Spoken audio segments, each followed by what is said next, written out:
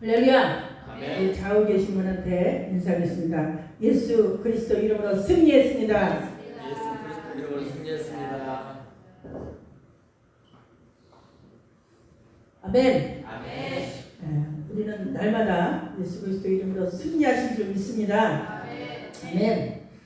오늘 우리 함께 나누실 말씀은 시편 23편 1절에서 2절 말씀을 함께 보시도록 하겠습니다. 우리 온라인으로 영상으로 들어오신 모든 성도님들 환영하고 축복합니다. 제 소리가 잘 들리시죠? 시편 23편 1절에서 2절 말씀을 함께 우리 합독하도록 하겠습니다. 다 찾으신 줄 믿고 한 목소리로 함께 합독하겠습니다. 시작. 여호와는 나의 목자시니 내게 부족함이 없으리로다. 그가 나를 푸른 풀밭에 누이시며 쉴만한 물가로 인도하시는도다. 아멘. 우리가 시편 23편 하면 가장 먼저 떠오르는 인물이 누구예요? 다윗이죠. 왜냐하면 다윗은 일평생을 하나님께서 자신의 목자가 되심을 인정하였기 때문에 다윗은 여호와는 나의 목자시니 내가 부족함이 없다, 그런 고백을 통해서 그의 일생에 많은 고난과 시련을 극복할 수 있었고 또 하나님께 인도함을 받았기 때문입니다. 그러므로 우리가 하나님께 인도함을 구하는 모든 성도는 우리의 목자 되신 하나님이 자신의 주권자가 되시고 그리고 우리의 인도자가 되심을 인정하고 우리는 그분께 우리의 모든 것을 구해야 된다는 것이에요. 그래서 하나님께서는 사실은 사람이 없어도 충분히 모든 것을 행하실 수가 있습니다. 그러나 하나님께서 홀로 행하실 수 있음에도 불구하고 주님은 우리와 함께 일하시기를 선택하신 것입니다. 그렇기 때문에 사람은 그 누구도 완전한 사람은 없어요. 완전한 자는 없어요. 또 완벽하지도 않습니다. 그런데 그렇게 완전하지도 않고 완벽하지도 않은 그런 부족한 그런 사람을 그럼에도 불구하고 하나님께서 우리의 모든 부족함을 다 아시고도 우리를 이 마지막 때에 말씀을 맡은 자로 우리를 부르신 줄 믿습니다. 그래서 우리는 이 시대에 우리가 누구의 인도를 따라서 가는가에 따른 결과는 엄청나게 달라지는 거예요. 그래서 계시록 14장 4절에 보면 이 사람들은 여자와 더불어 더럽히지 아니하고 순결한 자라. 어린 양이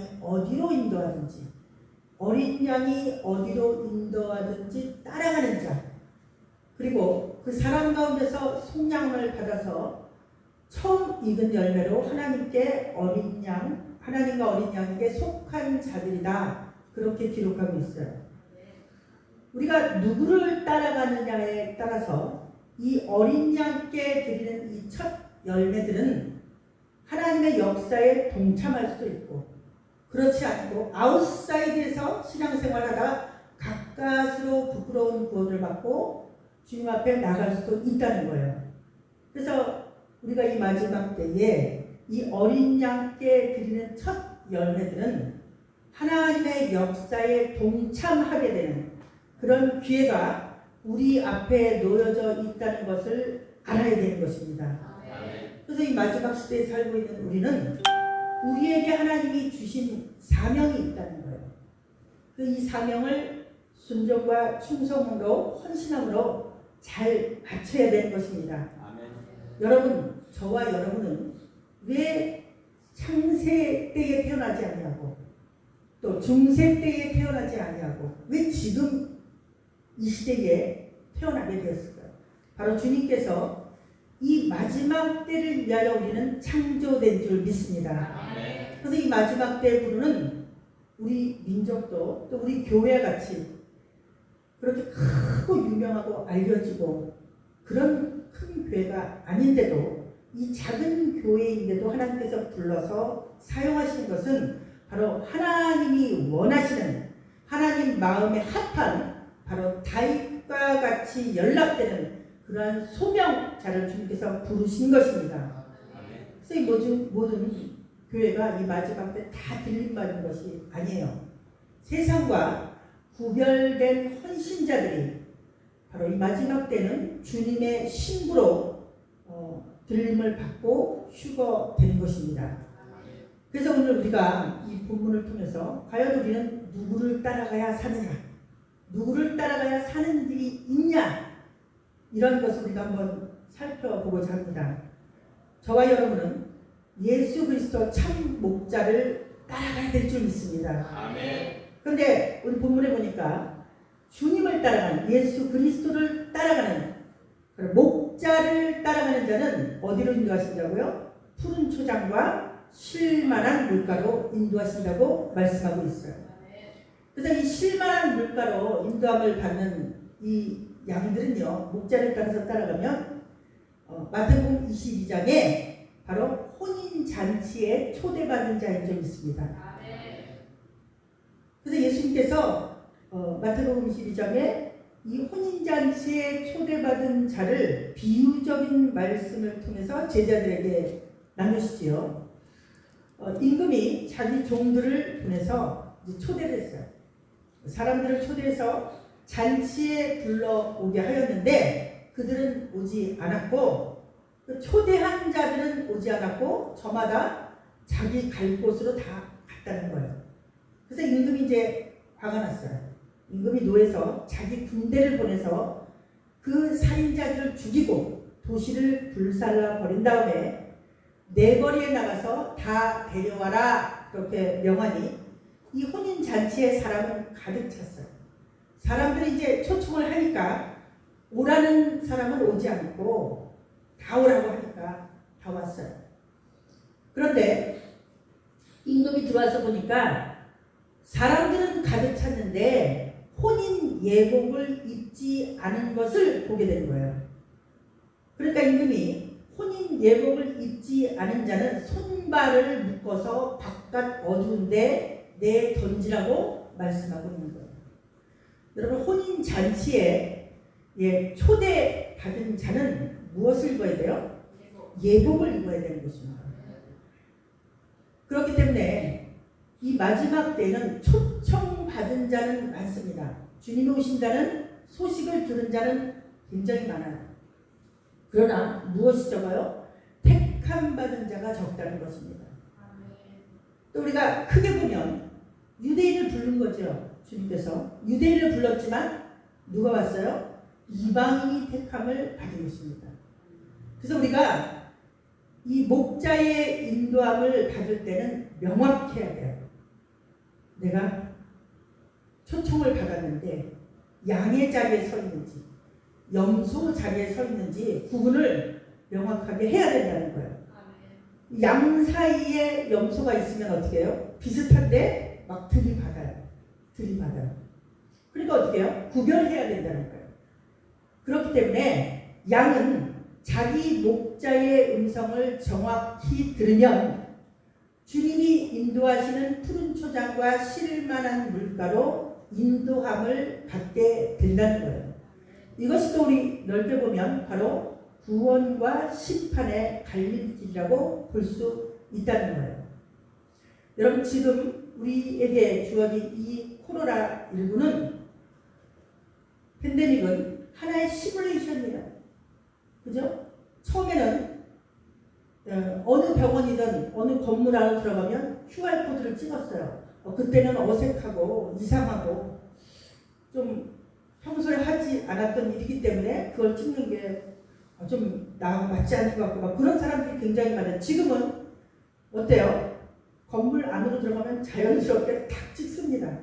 휴대폰만 가지고 있으면 다 할 줄 압니다. 거의 대부분. 그리고 전화번호를 남기는 것이 개인정보가 유출된다고 하니까 QR코드를 찍잖아요. 이제 그러다가 이제 사람들이 익숙해지면 지금 점점점 익숙해지면 어디까지 갈 것 같아요? 베리칩까지 가는 거죠. 익숙한 것을 통해서 베리칩까지 접근이 되도록 모든 문화가, 사회적인 분위기가 형성이 되고 있다는 거예요. 여러분 공항에 한번 가보세요. 공항에 가보면 손가락 하나만 인증이 탁 끝나요. 아주 복잡하지도 않아요. 손가락 하나만 탁탁 치면 그냥 통과 바로 인증이 돼요. 우리가 이러한 시대에 살고 있다는 거예요. 그런데 이 마지막 때 여러분들이 지금 누구를 따라가는지를, 내가 믿음을 생활을 한다고 하면서 내 영이 누구를 따라가는지를 구별을 하지 못하면 두 짐승을 따라가는데 자기 목자인 줄 알고 따라간다는 거예요. 왜냐하면 비슷하니까. 사탄은요 언제나 비슷하게 예수 그리스도의 흉내를 냅니다. 모방하는 거예요. 그래서 내가 염소인지 양인지 구별을 해야 되는 거예요. 우리가 예수 그리스도의 확실한 양이 될 때, 그분의 인도를 받을 때 성령님을 통해서 우리가 가는 길을 주님이 친히 인도하게 된다는 것을 믿습니다. 자, 그럼 우리는 지금 이 마지막 때에 어디로 인도함을 받아야 될까요? 어디로? 첫 번째, 푸른 초장과 같은 성령이 주시는 말씀의 꿀을 먹는 곳으로 인도함을 받아야 됩니다. 이 마지막 때가 가까우면요 기근이 오죠. 지금도 많은 전 세계 곳곳에 기근이 오고 있습니다. 그런데 이 기근이 오는데 이것은 바로 영적 기근을 말씀하는 거예요. 더 심해져. 앞으로는 더 심해집니다. 그리고 영적 기근이 오면 어떻게 돼요? 하나님의 말씀이 희귀해져요. 아모스 8장 11절에 보면 그날이 오는데 나 주 하나님이 하는 말이다. 내가 이 땅에서 기근을 보내겠다. 사람들이 배고파하지만 그것은 먹을 것이 없어서 겪는 배고픔이 아니라 바로 사람들이 목말라 하지만 그것은 물이 없어서 겪는 목마름이 아니라는 거예요. 그때가 어디야? 마지막 날이거든요. 마지막 때는 사람들이 주님의 말씀을 찾으려고 이 바다 저 바다로 헤매고 또 북쪽으로 동쪽으로 떠돌아다녀도 그 말씀을 찾지 못할 것이라고 아모스 선자가 말씀하고 있습니다. 여러분 지금 수많은 설교가, 수많은 말씀이 주의 종들을 통해서 인터넷을 도배하고 있어요. 그런데 수많은 말씀이 난립하고 있어도 그 영혼이 갈아여 얻지 못하고 피곤해지는 그런 시대가 온다는 것입니다. 오고 있습니다, 실제로. 그러니까 말씀에 기갈이 오니까 어떻게 해요? 어디에 빠져요? 신천지에 빠집니다. 뭐 좀 새로운 말씀 같으니까, 안 듣던 말씀 같으니까, 뭐 왕국 얘기하니까 신천지에 빠지는 거예요. 지금도 말이요. 지금도 저와 여러분에게 말씀은 예수 그리스도 그 자체가 말씀인 줄 믿습니다. 그 태초에 말씀이 계시니 지극히 높으신 주 그 이름 영화롭도다. 그 이름 영화롭도다. 비교할 수 없는 예수의 이름. 그런 찬양도 있잖아요. 여러분 우리가 성경에서 보는 구약의 목적은 뭐예요? 이 구약의 목적은 예수 그리스도의 초림에 대해서 예고하는 그런 말씀이에요. 곧 예수 그리스도께서, 예수님이 오신다는 거예요. 예수께서 오신다는 것을 구약 전체를 통해서 말해주고 있는 것입니다. 그러면 신약은 뭐예요? 신약은 예수 그리스도께서 오셨다. 그리고 예수님이 다시 오실 것이다. 그런 이야기예요. 그래서 이 신약의 사복음서는 예수 그리스도께서 오신 이야기를 다뤘고, 이 사복음서는 지상 계명과 지상 사명에 순종했으며 또 사도행전 28장으로 아직도 진행 중이라는 거예요. 그러면 저와 여러분이 이 마지막 때의 예수 그리스도를 통해서 진리의 말씀을, 새 복식을 나누고 있는 저와 여러분은 마지막 때에 무엇을 쓰고 있는 거예요? 사도행전 29장을 쓰고 있는 줄 믿습니다. 그래서 우리가 지금 살고 있는 시대는 어떤 시대냐? 주님의 재림을 눈앞에 두고 있는 시대예요. 그러니까 주님이 오실 때에 예수 그리스도를 오시겠다 하겠다고 언약하신 그분을 기다리는 백성에게 무엇을 먹여야 돼요? 쇠곡식을 먹여야 돼요. 교회가 주의 종들이 쇠곡식을 먹여야 돼요. 그런데 자꾸 묵은 곡식을 먹인다는 거예요. 그렇기 때문에 저와 여러분은 반드시 성령님의 인도를 받아야 하는 것입니다. 아멘. 성령님의 인도를 안 받고 자기가 주인 되어 사니까 말씀이 기갈이 와도 모르는 거예요. 기갈이 왔는지 안 왔는지 모르는 거예요. 그럼 어떻게 해요? 자꾸 썩을 양식을 먹는 거예요. 성경은 어린 양이 어디로 인도하든지 성령의 인도를 받는 자들에게 주님께서 가르치시는데 여호와의 말씀이 나오는 예루살렘으로 인도하신다고 말씀하고 계세요.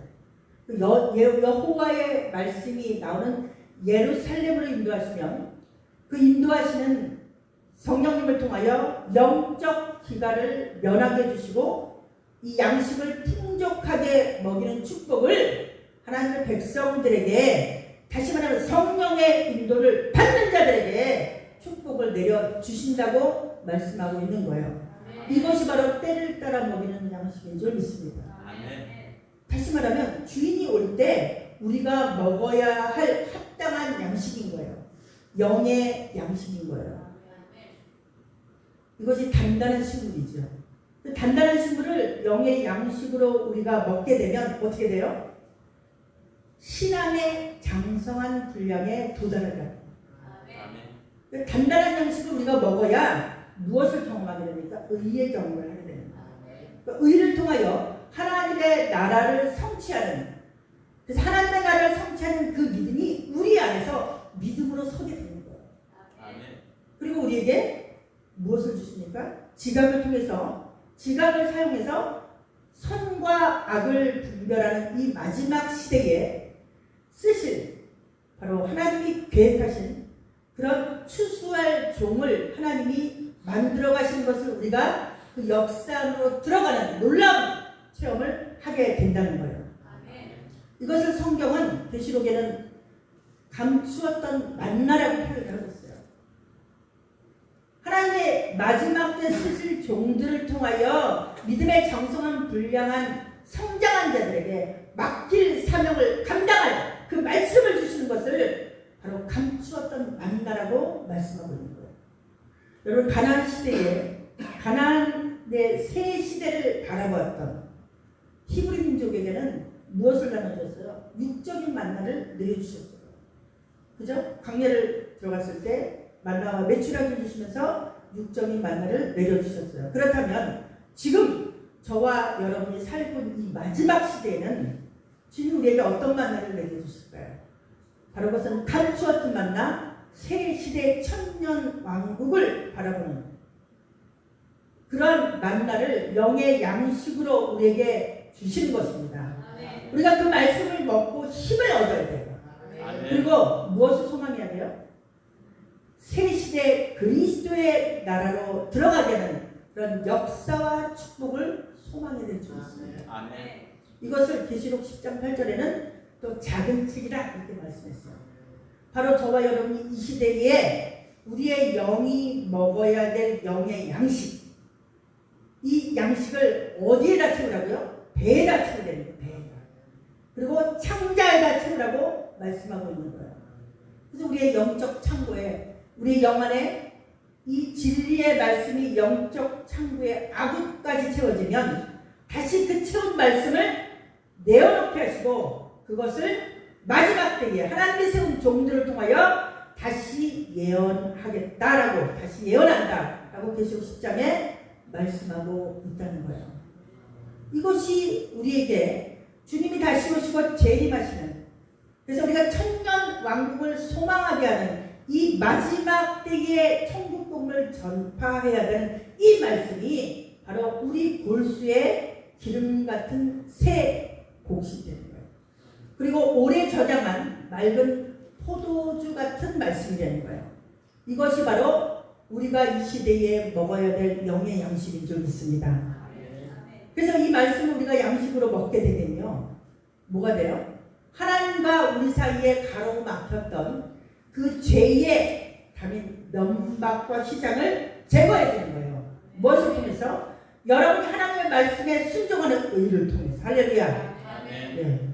그래서 우리의 가장 약한, 우리 가장 인간이 두려워하는 사망, 그죠? 죽음을 멸하시는 그 역사와 축복이 우리가 어린 양의 인도를 받을 때 골수에 기름진 오래 저장한 포도주를 먹는 하나님의 자녀들에게, 하나님의 종들에게 내려주시는 표적과 증거인 줄 믿습니다. 할렐루야.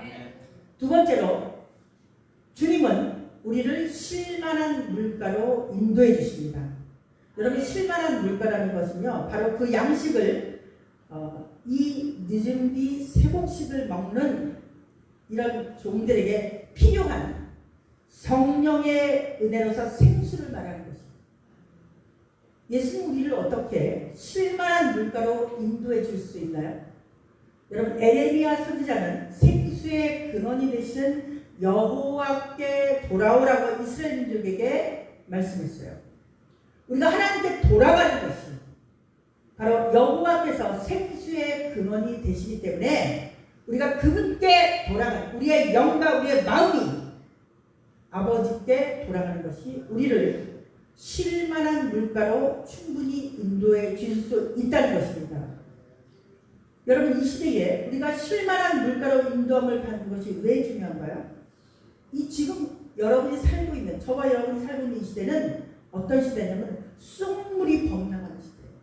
말씀이 말씀답지 못하고 진리가 진리답지 못하고 막 쑥물이 범람합니다. 그러니까 많은 사람들이, 많은 크리스찬들이 이 쑥물에 중독이 돼 있어요. 그래서 무엇이 들어가요? 그 영이 막 시들시들. 여러분, 우리 교회는 하나님께서 강력한 성령의 임재 안에서 사로잡아 주시기 때문에 여러분들이 그런 공부한 것을 모르고 신앙생활을 하기 때문에 못 느끼는 거예요. 여러분, 다른 주변에 있는 우리 가까운 신앙생활하는 그런 주변의 지인들 한번 대화를 해보세요. 뭐가 뭔지를 몰라요. 자기 영이 시들어가는지도 전혀 분별하지 못해요. 왜냐하면 지금 이 시대는 그러한 시대라는 거예요. 그런 시대에 우리가 살고 있다는 거예요. 그래서 이 마지막 때에 살고 있는 우리가 아모스 4장 7절에서 8절에는 이런 말씀이에요. 비가 내리지 않는 성읍도 있고 비 내리지 않는 성읍의 사람들이 어떻게 되냐면 비틀거림같이, 비틀거림처럼 비를 찾지만 얻지 못한다고 말씀하고 있어요. 그런데 이 비가 추수하기 석 달 전에 내리는 비가 오는데 바로 이 마지막 시대의 농부가 되시는 예수 그리스도께서 이 비를 주시면 원하시는 열매를 맺게 하실 뿐더러 바로 이 비는 성령의 은혜인 생수라고 말씀하고 있는 거예요. 그러므로 우리는 이 생수의 근원이 되시는 목자 되시는 예수 그리스도를 따라서 우리의 영이 쉴만한 안식을 얻는 역사를 체험해야 되는 것입니다. 여러분, 이 마지막 때는 늦은 비가 오는데 이 늦은 비가 추수하기 석 달 전에 내려옵니다. 이 늦은 비가 추수하기 석 달 전에 우리가 받아야 할 바로 성령의 생수, 은혜의 생수라는 것입니다. 그래서 이 늦은 비 성령의 생수는요, 무엇을 해결해 주냐면 죄와 더러움을 씻는 바로 예루살렘의 거민과 다윗의 족속을 위해서 열리다고 스가랴 말씀에 기록하고 있어요. 또 그리고 이 생수가 예루살렘에서도 흘러가는데 여름에도 겨울에도 항상 흘러간다고 말씀하고 있어요. 다시 말하면 우리가 지금 살아가고 있는, 직면하고 있는 시대에는 영적인 깊은 잠에 빠져있는 교회들과 성도들이 굉장히 많습니다. 그런데 이 영적인 잠을 깨우려는 신호가 바로 뭐냐면 코로나19가 온 거예요. 교회는요, 십자가 중심으로 희생적인 삶을 살아야 돼요. 그런데 이 교회가 이 문화에 흡수된 거예요. 마지막 때 이 문화에 흡수되어서, 세상적인 문화에 흡수돼서 어떻게 살고 있어요? 자기 중심적으로 살고 있어요. 교회도 교단 중심, 자기 중심, 수많은 파가 갈라져서 총회장이 마음 들면 예수님은 저 뒤에 가 계시고, 그러한 세상의 문화에 흡수되어 있는 교회를 하나님께서 이 기독교 교리가 세상과 타협을 하게 되니까 또 WCC에 흡수되고 또 은혜는 자꾸 왜곡되어지는 거죠. 그리고 존경받던 지도자들이 어떻게 해요? 자꾸 죄가 성행하게 되는 거예요. 그렇게 세상 문화에 흡수되고 교회가 교회의 역할을 하지 못하니까 기독교인들은, 크리스찬들은 어떻게 해요? 자기가 듣고 싶은 말씀, 자기가 자기 귀에 달콤한 말씀만 찾아다니는 거예요. 마치 아모스 선지자 시대에도 그 백성들도 그랬어요. 내가 듣고 싶은 말만 듣고 싶어 하는 거예요. 그 시대도 그랬어요. 그러니까 예수 그리스도가 주시는 진리와 다른 잣대의 기준은 관심이 없어요. 이것은 바로 선지자의 말에 귀를 기울이면 어떻게 해요? 자기가 원하는 삶을 살 수 없다는 거예요. 하나님께서 이 모든 세상을 창조하시고 모든 것을 다 아시는 하나님께서 우리에게 하나님의 말씀을 기준으로 삼아야 된다는 것, 우리에게 다시 한번 가르쳐주고 계신다는 것이에요.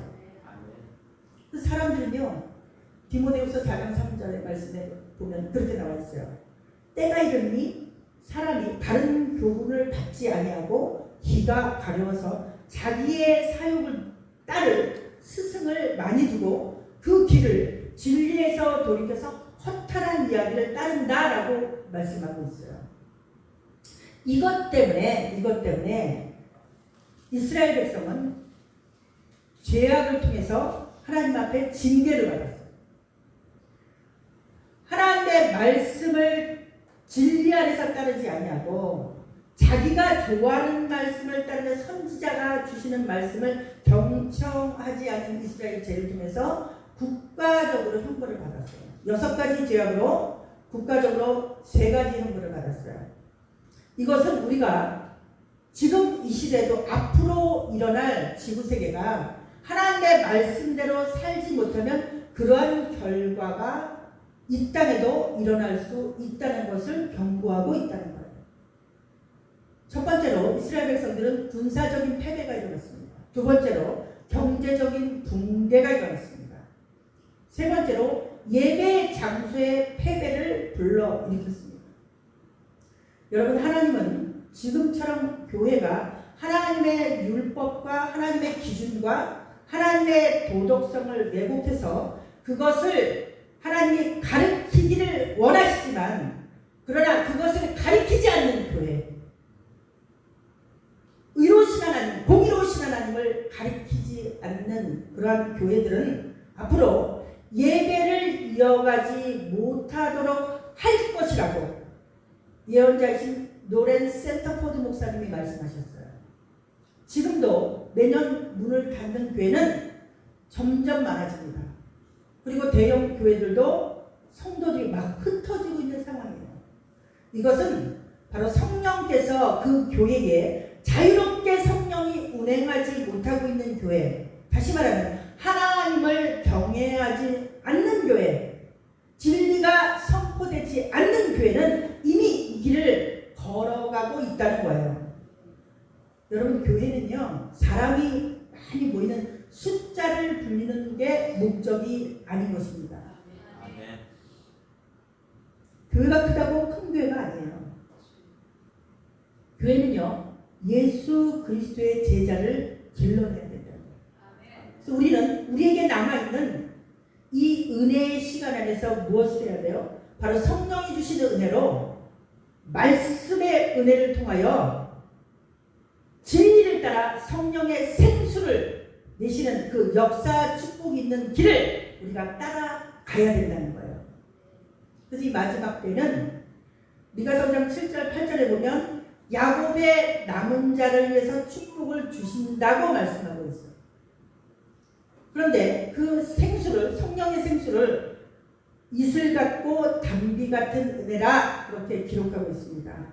우리가, 저와 여러분이 이 마지막 때는 성령의 인도를 받아서 이슬 담비 같고 그리고 성령의 생수 같은 그런 진리의 말씀을, 진리의 의를 따라서 우리가 순종하고 나아갈 때 반드시 하나님께서 택하신 하나님의 자녀들에게 무엇을 줘요? 신앙의 변화를 주는 줄 믿습니다. 네. 그러한 믿음의 전진을 오늘도 우리가 말씀을 통해서 다시 한번 깨닫고 한 주간은 주님을 따라 순종하며 나아가는 그런 우리 기름등불의 모든 성도가 되시기를 주의 이름으로 축복하며 말씀을 마칩니다.